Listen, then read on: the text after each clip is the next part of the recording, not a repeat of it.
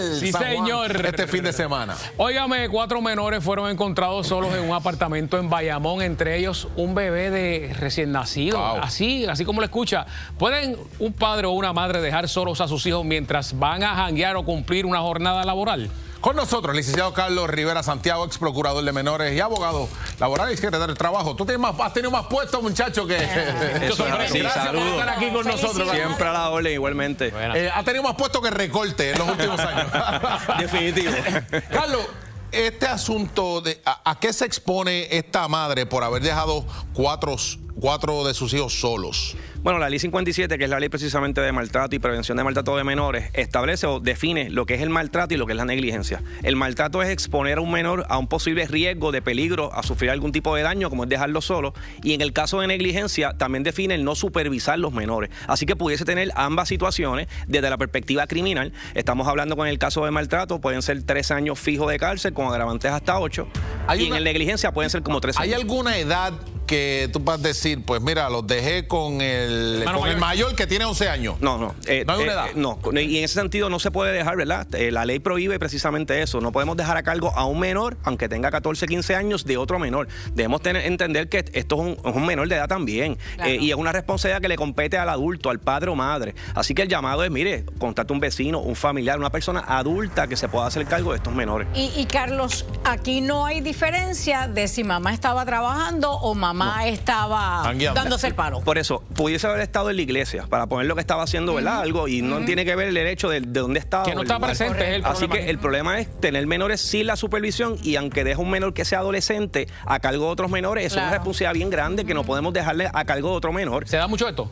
Lamentablemente hemos visto ya varios casos que han salido públicamente. Yo creo que tenemos que retomar lo que es la paternidad responsable y maternidad responsable, la responsabilidad que tienen papá y mamá de precisamente de supervisar a estos jóvenes y utilizar recursos familiares, a veces vecinos, y todos nosotros de alguna forma u otra, nuestros papás nos criaron y lo vimos, utilizaban un núcleo o un vecino o alguien que estaba pendiente a los menores, pero no pueden estar solos. Ahora, sí. Antes de pasar con eso, quiero que te quites el sombrero de procurador de menores y pase a sombrero de secretario del trabajo. Si una mamá no tiene quien le cuide a los muchachos, ¿eso es excusa válida para ausentarse del trabajo? Bueno, definitivamente tengo que poner en una balanza, ¿verdad?, lo que es más importante, y definitivamente la atención de sus hijos es más importante que acudir al trabajo. Así que en ese sentido pudiese estar incumpliendo con la jornada laboral, y eso se trabajará a nivel del mecanismo. El llamado siempre es a comunicarse con su patrono. Yo he visto muchos patronos que realmente están en la disposición de hacer los arreglos, pero la persona tiene que comunicar la situación que está afrontando y de igual manera tener también alternativas de recursos familiares cuando ocurran estas situaciones. Yo no estoy excusando a mamá, sin embargo, y no sé los detalles de este caso, pero se me ocurre, y si mamá llamó a papá y papá se estaba dando el palo y dijo, no, nena, tú brega porque yo sigo acá. ¿Pero por qué dándose el palo o trabajando?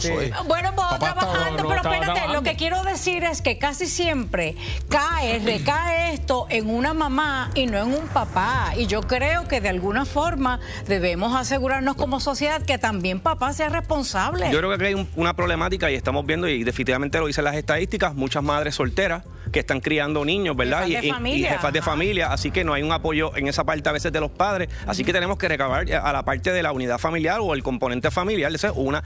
2, lo que es paternidad también y maternidad responsable, que no es otra cosa que la planificación familiar, algo antes que se hablaba mucho cuando nosotros éramos más jóvenes, y porque una vez llega un niño o una niña, cambia obviamente el estilo de vida y el jangueo pasa a un segundo plano. No es que no se pueda salir y disfrutar, pero la responsabilidad primordial son los hijos, obviamente. Correcto. ¿A qué se expone?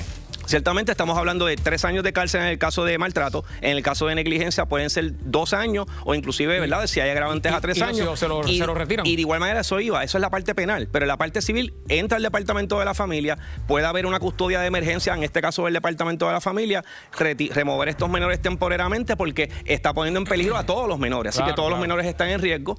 La ley 57 se enmendó y en ese sentido se supone que hay una reunificación familiar y que se promueva, que haya un recurso familiar que se mantenga. tenga, pero es algo que tenemos que trabajar como sociedad. O sea, esto es básicamente el comienzo de tremendo lío que se ha buscado esta muchacha. Aquí va a comenzar un proceso a nivel del Departamento de la Familia y probablemente un proceso penal. Pero en estos casos también hay programas de desvío, no necesariamente termina en la cárcel. Si es la primera. Y se va a buscar fortalecer el núcleo familiar.